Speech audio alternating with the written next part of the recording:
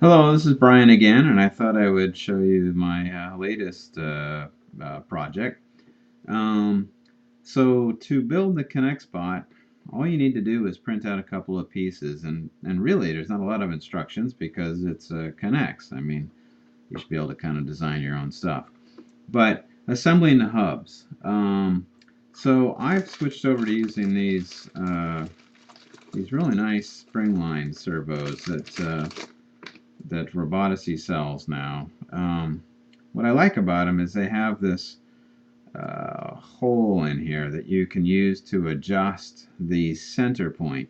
If you see my videos on modified servos, you'll see why that's kind of nice. I mean, you can actually set it you can set the center point, so that way your servo will be at stop when you send it a 1.5 millisecond pulse. They ship straight from the factory already preset to that, but if you have to adjust something, it gives you that flexibility. And there's a whole lot of accessories, which is really nice. The one we're going to use, or I used, was this basic hub. And what I did is I drilled out the 4 closest holes to the center. All right, if you look carefully, they're straight lines of holes, and I drilled the center one on all four sides of a circle. You'll see what I mean when you actually look at it. And so those are drilled out 440, which is the size that's recommended for a. Let me probably zoom in there a little bit. See? All right. I drilled them out 440, which is the size that is recommended for, I'm sorry, I drilled them out 43, which is the size recommended for a 440 screw. And printed, of course, a couple of hubs. They are a little tight. You use a 1/2 inch long 440 screw, and they generally go in by your finger. At least I did it with my printer. Bring them through some distance. Again, I'll hold it up so you can kind of see. And then you need one of these Knex pieces here. And I set it in one edge. Doesn't matter which one. Goes through one hole. And we want it to align up with any one of the 4 that you've drilled out. You want to screw it in. Don't tighten it down just yet. You need to have a little bit of movement so you can get everything centered. Just start getting it in there. All right, grab another. Make sure you've got the holes kind of lined up. All right, and let's get the second screw through. I should have used a power tool for this, sorry. But maybe you don't have one either. Well, I do, but oh, didn't quite get it. There we go.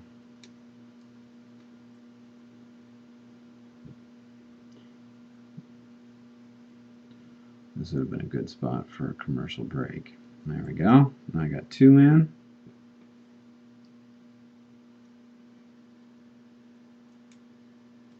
Again, it's still loose. I can move things around.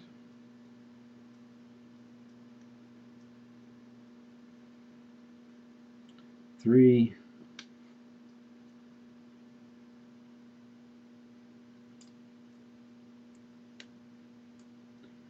And last one.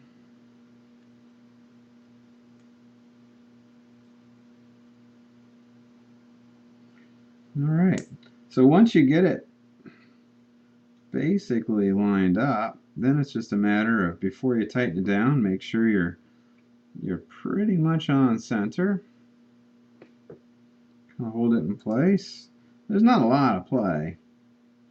Shouldn't be hard to hold it in place. And give it that final little torque. Remember, it is plastic. Don't get carried away. You just need to have it held in place.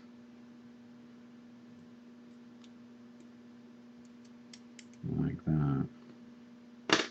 All right, and then from here you can do whatever you want. I mean, the robot that I had zipping through the yard, I think had these taller yellow wheel sticks on them.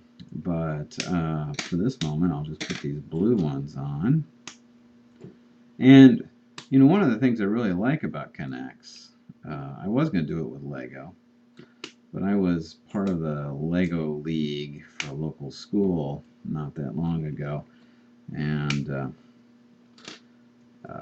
really bummed out when a student spent, I'm going to say days, many hours, building a really amazing creation, huge thing. They had everything solved, everything worked great, and he picked it up to show me. It was rather large. It was the size of this piece of paper. It had grippers and claws and all kinds of stuff on it.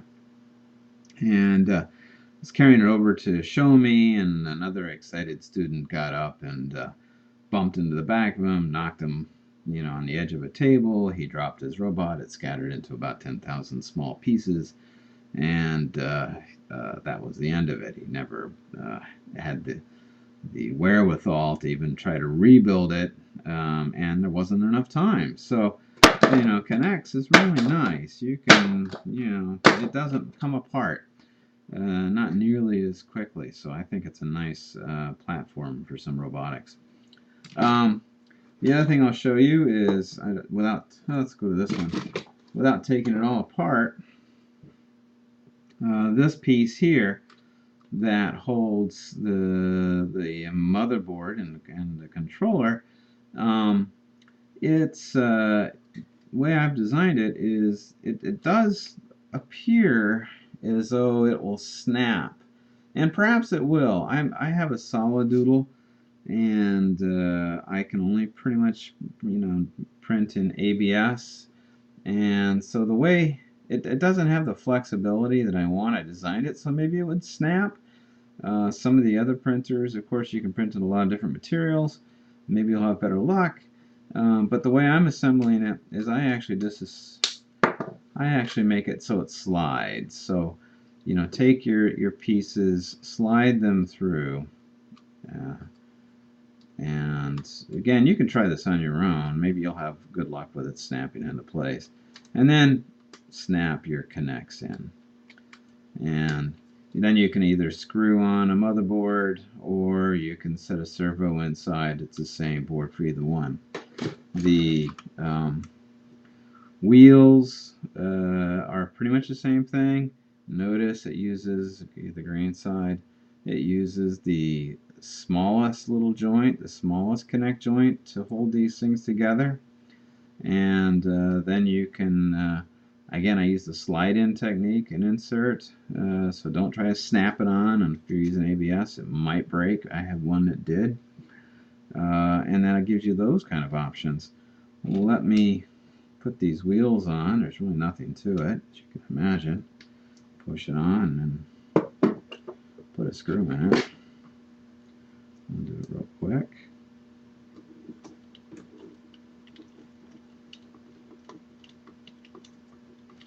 And let's see the other side. Where's my other wheel?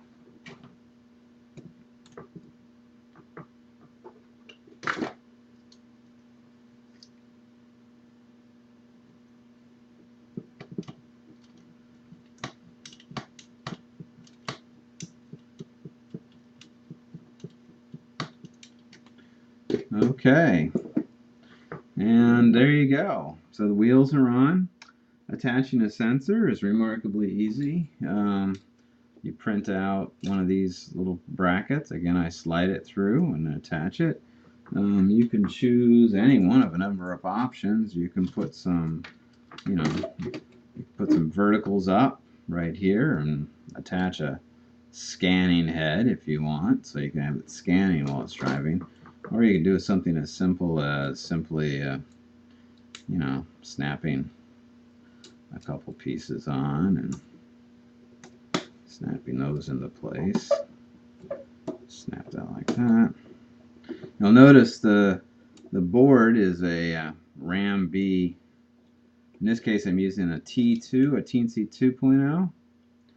And what I like about it, when we were designing these things. I hate shields. They always end up, every time you buy one, you stick it on, the cost goes up.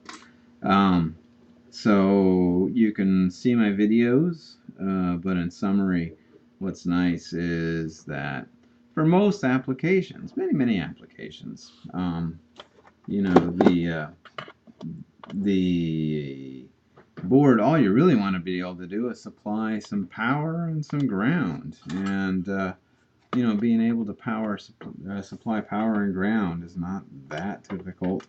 And we've designed it so that there is a power pin and a ground pin to every single signal pin. So that means plugging in a sensor is as simple as plugging in a sensor. Plugging in a servo is as simple as plugging in a servo. You don't need any additional electronics or shields to do that. So hopefully that was useful. Any feedback would be appreciated, and I hope you enjoy it. And again, you can check out some of my other videos on, for example, the TNC 2.0, the 3.0, getting analog data and servos, and I'm going to continue to shoot more. So thank you very much. Bye-bye.